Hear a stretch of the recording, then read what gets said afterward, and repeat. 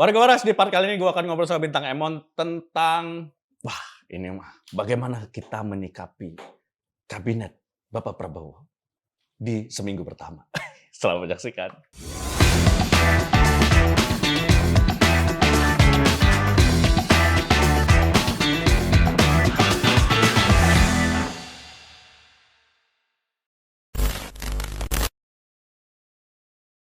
Warga waras, anjing. Kembali lagi, kali ini di seperti biasa teras belakang dan seperti biasa saya lagi sendiri lagi karena si McDani usia tidak bohong, dia lagi tidak enak badan harus pulang cepet tadi. Aduh, susah punya partner usianya agak jauh nih ya.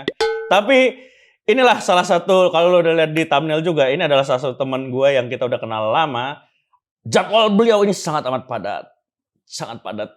Kirain setelah menikah dia tidak padat, tapi semakin padat. Ini dia Bintang Emon. Budayawan bro. Budayawan. Udah duduk sebelahan sama Noel Leto. Budayawan. Anjing itu gue kaget itu karena gue sebelumnya tuh podcast sama Bagus Mulyadi, profesor gitu. Oke. Gue nggak tahu kenapa kepikiran dia ngundang gue ngobrol sama gue gitu. Dia profesor di Inggris gitu. Udah lah temenannya orang pintar semuanya. Tahu-tahu minggu depan gue ada acara sama Mas Habrang, lu ikut ya? Ya udah deh, gue kira kayak gimana itu acara, ternyata Mayahan itu. Isinya gue, Sabrang Leto sama Dr. Yu yang gue ketahui belakangan pas di situ. Tiga-tiganya profesor. Juga anjing. Narasumber 4, 3 profesor, 1 orang lulusan SMA. Budayawan bro. Budayawan itu tidak perlu gelar akademis bro. Daripada gelar akademisnya dokter tapi nembak ya.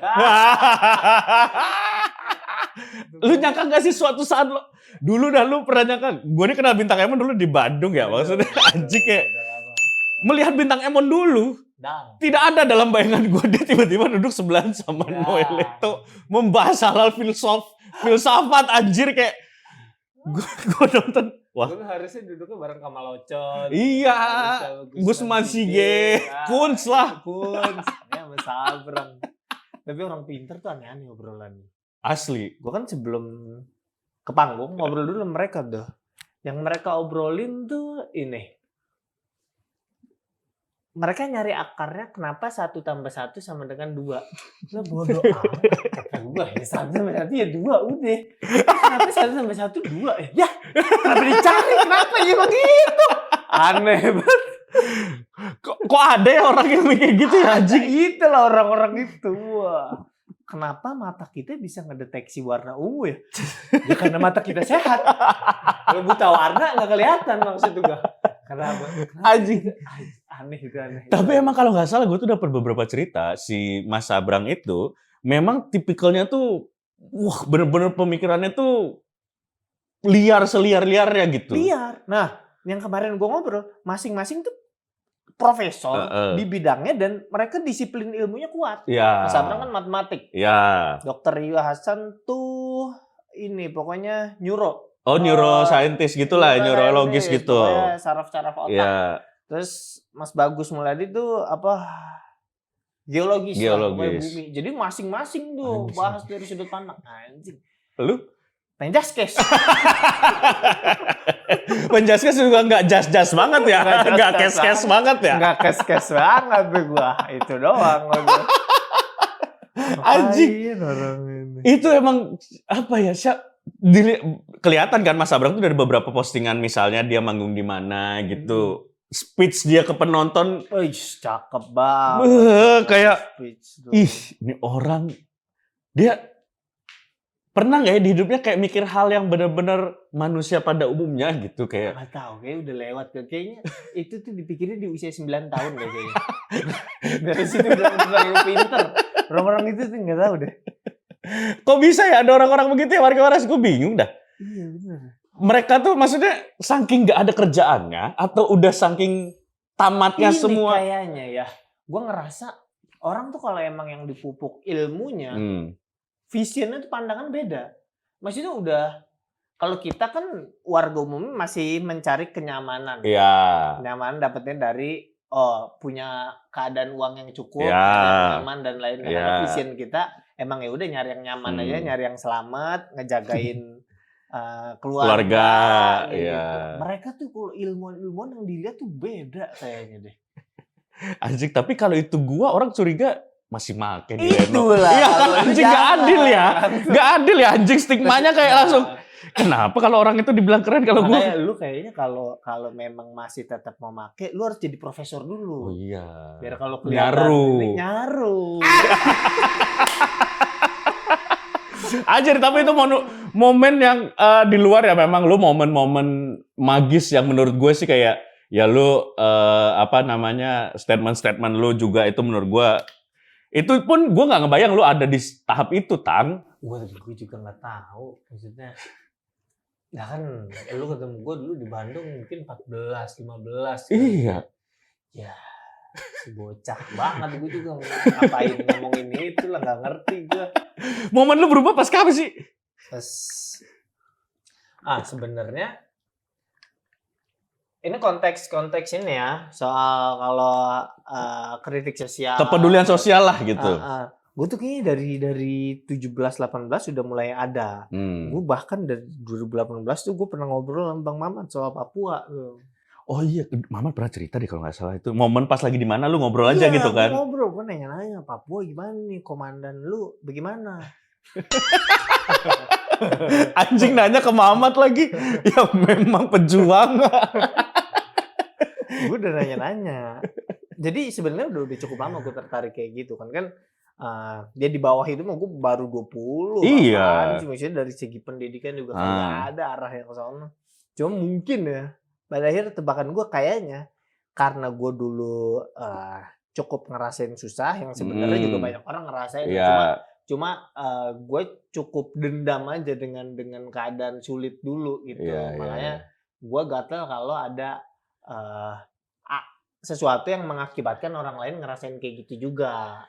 Dan memang sedendam itu jadinya, tebel banget lu ya. Gue jadinya kalau kayak ngeliat misalnya pejabat-pejabat yang kayaknya udah kelewatan terus nyarinya tidak dengan cara yang baik, terusnya ada korbannya gitu. Wah itu jangan deh. Itu jahat banget. Terus lu pengen beli apa lagi sih?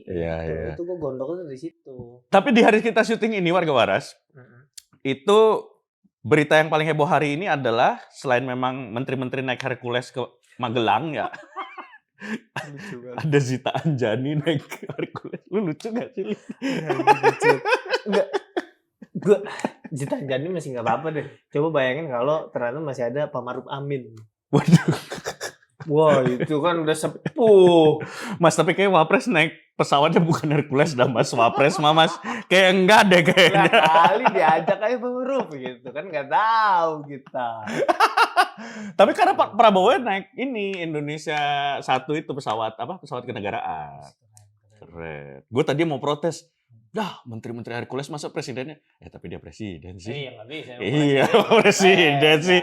Nah, itu berita pertama. Nanti kita bahas soal itu. Yang berita kedua adalah tentang 3 orang hakim yang membebaskan Ronald Tanur ditangkap Kejagung. Iya. Hari ini kita syuting, belum ada nih statement dari dia nih. Belum ada nih. Bintang tuh nggak mungkin telat sih kalau kata gua. Cuman lagi padet aja dia kayaknya hari belum bikin video. Sekocak itu ya?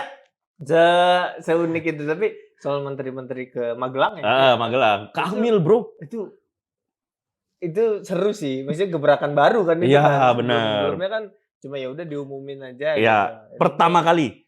Ini presiden pertama yang ngasih pembekalan semembekali itu. Kertanegara. Oh iya, benar. Iya enggak? Hambalang. Oh iya, benar. Ada speech dari luar negeri lagi kan yang Zoom tuh. Bener itu lumayan gebrakannya oke. Kapan lagi lihat Bu Sri Mulyani makan ransum? Mereka pada bikin video review ransum TNI. Bukan ransum sih? Enggak lah, orang dibikinin tenda glamping, Tang. Oh keren. Keren. Tapi ngerangkak gini nggak? Nggak. Tapi tetap tembakin Kopassus. Biar kamu merasakan. Kebayang gak lu Pak Bahlil? Jadi gini wah kocak sih. Tapi keren, gebrakannya keren. Bener lu itu keren atau keren satir nih? Enggak.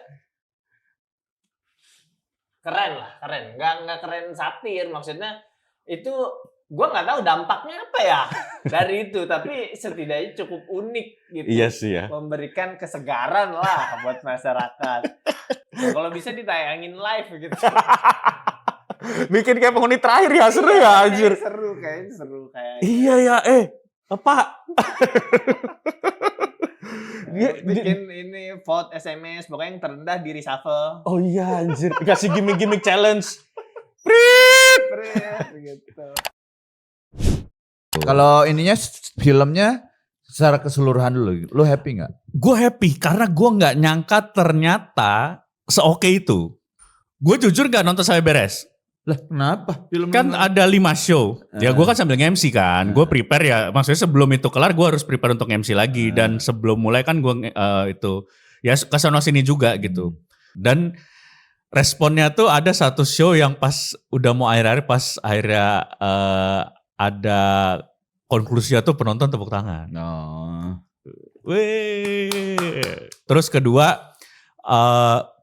Gua pas keluar lagi jalan ke depan gitu, misalnya gue lagi mau ke mana-mana gitu, respon penonton, wah ini nih pengacara yang jahat nih pengacara licik nih gitu nih, ya gitu kayak gue, wow, ternyata lumayan lah gitu, berkesan di penonton, di penonton. Warga Beras buat dengerin selengkapnya langsung aja meluncur ke Spotify karena cuman tayang di Spotify. Ya iyalah. Iya. Emang gimana lagi anjing. Tayang episode baru tiap hari Kamis dini hari jam 1 malam. Meluncur. Challenge kali ini Menteri Perhubungan.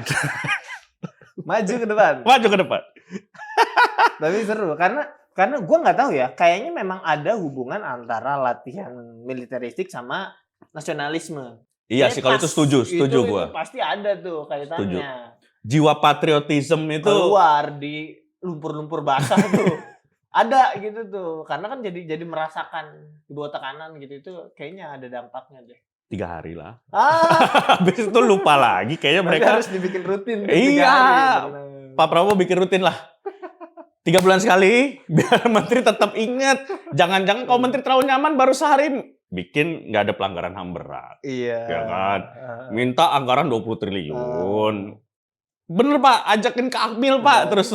Kita lihat nanti beres Akmil, statementnya kayak gimana nih. Nah. Kalau emang bener, berarti emang harus dibikin rutin itu. Itu, berarti kita tidak salah memilih presiden. Benar. Iya kan? Benar. Gue curiga tapi menteri-menteri ini begitu beres periode pertama Pak Prabowo, minimal leda semua deh itu. Benar, bisa jadi sih. Tapi seru ya, maksudnya gimmick-gimmick awal buat gue mengejutkan dan tapi lumayan refreshing kayak. Iya, karena gue nggak tahu, gue nggak banyak ngejumpain urusan perpresidenan kan. Gue baru berapa, gue ikut pemilu baru 3 kali, 4 kali gitu. Lupa gue juga. Jadi ini hal yang kalau dari sebelum-sebelumnya kan nggak ada kan. Iya, dan seru gitu. Jadi kayak wow. Terus dia yang Pak Prabowo yang di yang di sidang kabinet yang dibocorin, yang dia di sidang menteri-menteri yang bilang kalau tidak ada yang tidak setuju dengan program makan gratis silakan keluar dari kabinet saya gitu-gitu. Iya, itu fine aja sih menurut gue karena ya emang dia yang jadi presiden dan dia pengen program itu ada gitu. Iya. Optimis tapi berarti Tang. Itu terwujud.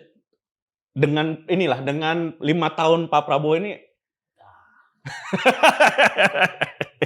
baru 5 hari. Loh. 5 tahun. Iya siapa? 5 hari ini seminggu pertama berarti. Seminggu pertama menentukan loh. Pak Prabowo ya, mungkin yang bisa dinilai kan belum bisa dinilai panjang kan, tapi kalau dinilai individunya, gue cukup suka sih kemarin ngelihat Pak Prabowo yang pidato ke bahasa Inggris. Oh, yang di istana, sidang. DPR, gedung DPR ya. Dan yang keluarnya juga. Terus juga secara karir kan beliau dari dulu juga, ya kita bilang yang mantunya Pak Harto. Pak Harto juga kan, artinya secara hubungan diplomatik luar dia udah banyak pasti. Levelnya internasional emang. Iya, beda sama beliau ya. Beda sama Pak Jokowi. Iya. Kalau Pak Jokowi kan pulang makan tongseng. Bakso Tongseng tongseng sama ya? sate kambing tanpa Oh. pengalaman. Berita pertama setelah dia pulang itu. Oh mungkin karena selama di istana nggak boleh makan kali sama dokter. Jangan Pak, itu darah tinggi. Kolesterol Pak. Iya, Pak. Presiden kan. Pas pulang, bodo amat. Iya. Tapi gue salut, maksudnya benar kata lu tadi, Pak Prabowo tuh memang nggak bisa kita pungkiri, levelnya internasional. Levelnya internasional. Pidato tanpa teks. Dang. Setelah 10 tahun kita melihat presiden kita pidato selalu menggunakan teks. Terus ya bahasa Inggrisnya ya Menyenangkan aja. Ya. Lagi-lagi refreshment. Bener-bener ekstrim yang berbeda sama Pak Jokowi. Benar, beda tema. Iya. Mungkin. Menurut lu kira-kira ini paling dari semua menteri yang selalu yang 3 presiden kan Bu Sri Mulyani doang ya? Oh iya. Kaget gak ya dia? Dari Pak SBY nih. Terus Pak Jokowi. Tiba-tiba yang ketiga nih Akmil.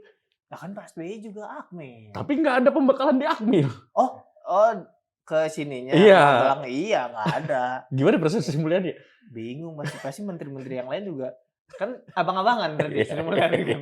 Santai aja ini mah. Gimik. Tapi ada 3 presiden kan. Udah abang-abangan kelas aja nih. Santai. 3 presiden bro Sri Mulyani. Keren itu dia, keren. Paling yakin lo di susunan menteri yang sekarang yang banyak banget ini Tang.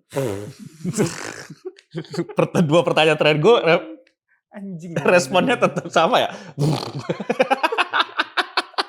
Menteri yang gue optimis ya. Gue sih Sri Mulyani kalau gue. Tapi banyak yang nggak setuju juga. Kalau nggak ada nggak apa-apa, nggak usah diada-adain maksud gue. Enggak, gue lagi mencerna. Sebenarnya favorit gue tuh Bu Retno. Oh iya. Menlu. Iya. Nah sekarang Menlu kita kan Pak Sugiono. Oh gue nggak ngeh sama kabinet. Pak Sugiono ini dulu tuh dia sama kayak AHY, dia masih mayor apa-apa terus pensiun dari tentara. Oke. Direkrut lah menjadi tim circle terdekatnya Pak Prabowo. Oh, Dia waketum. Nah, berarti untuk karir ke diplomatik luar negerinya? Saya kurang paham kali itu. Ah. Saya kurang paham kali itu, Mas. Kayak itu harus dicek poin travelokanya deh. Iya, Seberapa sering dia ke luar negeri? seenggaknya Garuda apa? Miles. Garuda Milesnya cek. Pak, ini bener nih. Salah satu cara mensortir, memfilter dia layak jadi Menlu atau enggak, cek Garuda Milesnya atau Traveloka Point. Bener. Kalau keluar negerinya baru ke Malaysia sekali, Lah, itu Pak. buat nganterin berobat. Jangan, Pak. Yang lain masih bisa. Jangan, iya, Improvindo aja udah Singapura, Malaysia, Tang. Improvindo loh. Masa Menlu kita cuma Malaysia? Jangan, Pak. Jangan percaya kalau ada calon Menlu cuma baru ke Malaysia. Pastiin juga Traveloka Payletternya habis, Pak, saldonya. Berarti sering tuh keluar-keluar. Kepake. Bener. Nggak pakai duit negara loh. Payletter soalnya. Bener. Balik lagi, siapa yang optimis? Menteri-menteri lama banyak, Tang. Banyak kan, rombongan banyak. Iya. Kan. Pak Bahlil mungkin. Enggak. Siapa lagi menteri lama ya? Menteri Pertanian kita Pak Amran Sulaiman. Oh dia kayaknya oke, dia emang bisnisnya bergerak di pertanian kan, Pak Amran Sulaiman. Iya kayaknya. Ini pertanian yang sebelumnya kan? Iya. Ya mungkin itu kali, menarik kali. Menarik ya. Menarik ya kalau Pak Amran. Walaupun food estate nggak ada yang berhasil di periode sebelumnya ya. Pertanyaan selanjutnya. Problemnya apa sih tuh? Food estate kenapa nggak jadi sih? Kalau kata gua, lokasinya kan di Kalimantan sama di Papua kan? Ya itu kan bukan tempat padi, Tang. Oh berarti salah pemilihan tanamannya ya, emang bukan habitatnya ya. Gue lihat tadi baru nonton, jadi Tempo tuh baru bikin kayak semacam citizen journalismnya, bikin video datang ke beberapa tempat yang katanya akan jadi food estate. Oke. Datanglah ke Papua, ke daerah Merauke situ kalau nggak salah. Terus wah nganggur aja tuh lahan, udah dibuka padahal. Nah ceritanya katanya jangan sampai kayak yang udah-udah. Yang udah-udah rencananya jadi padi, karena nggak berhasil jadi sawit. Jadi kayaknya food estate gagal, udah sawit, padahal sebenarnya dari awal emang disetting buat Nah sawit. itu yang gue sebel juga dari ya beberapa alur di pemerintahan ya. Kayaknya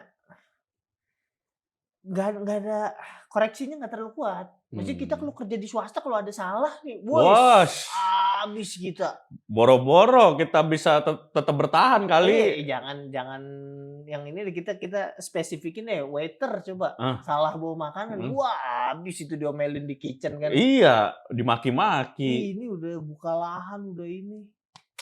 Jutaan hektar loh. Gila, selamat semuanya, keren. Kalau Masih kejabat, bukan cuma rukun, itu rukun, dicontohin. guyup, saling memaafkan. Itu loh dicontohin. Warga waras, sebelum nonton jangan lupa subscribe dan nyalain notifikasi. Kalau menteri baru, Tang. Kenapa? Kan tadi kita menteri lama yang menurut lo optimis. Ya itulah Bu Retno, tapi nggak ada. Kalau yang baru ya? Baru nih, sosok-sosok baru. Budiman Sujatmiko. Dang. Emang menteri ya? Bukan kepala Kepala badan ya dia ya? Iya. Oh iya, kepala badan. Gue malah tertariknya sama yang ada tuh yang kemarin rame yang lulusan Chinese. Oh iya, Ibu siapa itu jadi wamen ya? Iya, menarik tuh. Ahli Cognitive Science. Bang! Itu mantep sih. Layak ditunggu. Taruhannya bertahan berapa lama?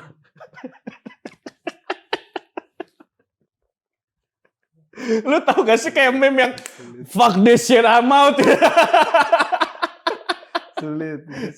Ayo kita taruhan aja berapa lama dia tahan. Aduh, kata gua. Setahun sih kayaknya.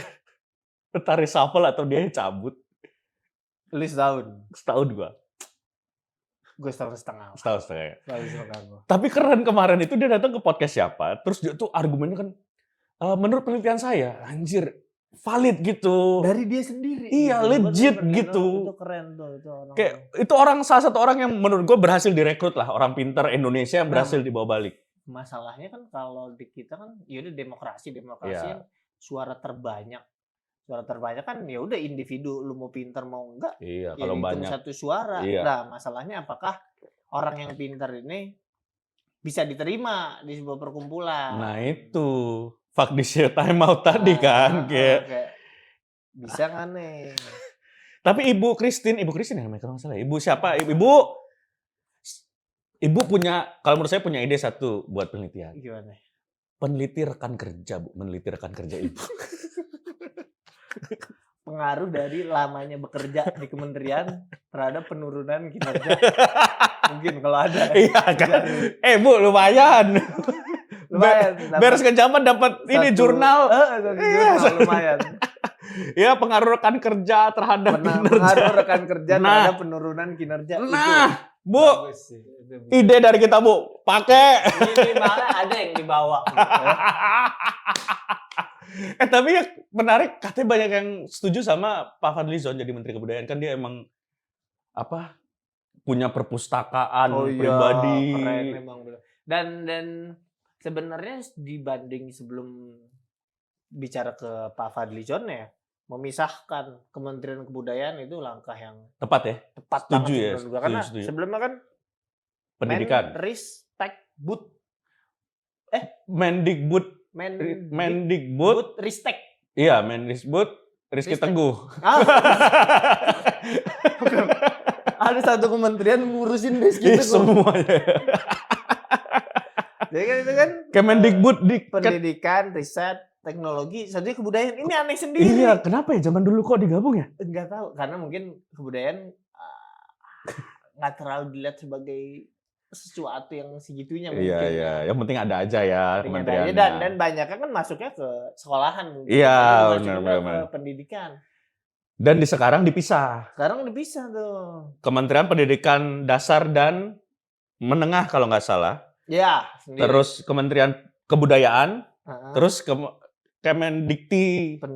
Pendidikan Tinggi itu sendiri. Iya. Sama riset kalau nggak salah itu digabungnya. Keren. Banyak sih kalau Menkumham juga dipisah menurut gue sih oke. Hukum sendiri, HAM sendiri. Iya. Terus ada menteri ini, imigrasi dan pemasyarakatan. Banyak yang dipecah ya. Pecah. Jadi badan-badan itu dicabut ya. Jadi dulu kan eselon 1, dinaikin ke kementerian sekarang. Kementerian Hukumnya orang Gerindra yang kemarin, Menkumham kemarin, Andi Aktas. Supratman Andi Aktas. Supratman Andi Aktas, ya. Kementerian HAM, Bapak Natalius Pigai. NT. Yang minta 20 triliun. Benar. Yang ditanya wartawan, lihat Twitter saya. Suruh lihat Twitter. Suruh lihat Twitter. Keren. Ternyata di Twitter udah di breakdown. Oh. Emang udah di breakdown sama dia gitu. Nah yang satu lagi Menteri Imigrasi dan Pemasyarakatan. Komjen Agus Andrianto. Keren. Sebelumnya Wakapolri. Dipecah. Apalagi yang dipecah ya? Ini. KLHK. Haji itu. Oh iya Kementerian apa badan jadinya? Kementerian Haji. Pak itu yang jadi Imam Besar Istiqlal jadi Kementerian Agama ya? Jadi Menteri Agama ya? Pak Iya, siapa Umar tuh? Yang kemarin sama iya. Bapak Paus. Oh iya. Nah, itu jadi Menteri Agama. Nah, Haji kayaknya badan deh. ya? Badan kayaknya badan. Badan. Tapi dipisah sih oke menurut gue. Iya. Selevel Bapenas tuh. Iya benar. Yang satu ngurusin. Haji tuh bener-bener ya tiap tahun pasti Iya, ada. dan jutaan. Banyak. Iya. Kuotanya jutaan kan? Banyak. Gue nggak tahu jutaan apa enggak ya. Ratusan ribu. Ratusan gitu. ribu. Ya pokoknya di seluruh Indonesia salah satu yang kuotanya paling banyak. Bener. Dan ya selalu ada tiap tahun kan masalahnya. Selalu ada masalah, kemarin juga lumayan tuh. Iya. Maksud gua kan orang ibadah ya, jangan inilah. Aduh banyak sebenarnya gue tahu mau nimpalin Tang, tapi kayak Tapi bukan gue Katolik nih Tang bahaya. agamamu ya? Iya bukan ranah saya kayaknya. Saya hanya menikmati sebagai berita. Oh. Kasihan. Iya, orang mau ibadah loh. Banyak yang nabung dari Iya. lama, tiba-tiba digeser. Nah. Ada orang yang mau nyapres kok tiba-tiba bisa haji.